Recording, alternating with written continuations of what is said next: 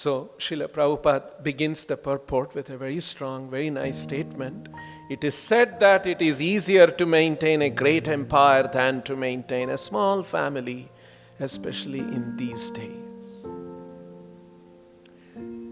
Some years ago, about maybe 20 years ago, we had a devotee of our temple.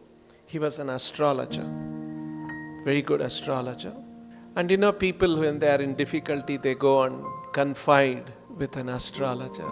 So he had one high-profile client who was the Prime Minister of Sri Lanka.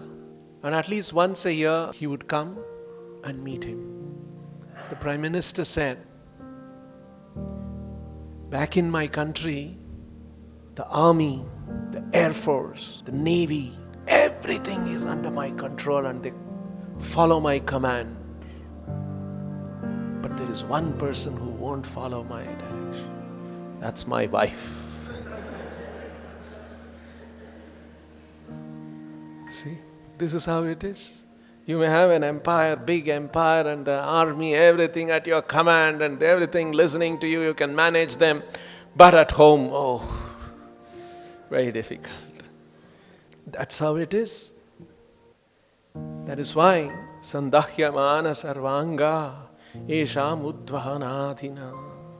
It's such an experience.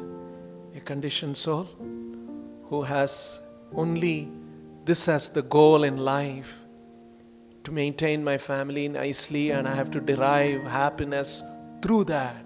Having happiness as the goal in our life is not wrong, because that's our nature. But we must know the art and science of how to derive that happiness. Otherwise, we will be doing wrong things, as today's world is.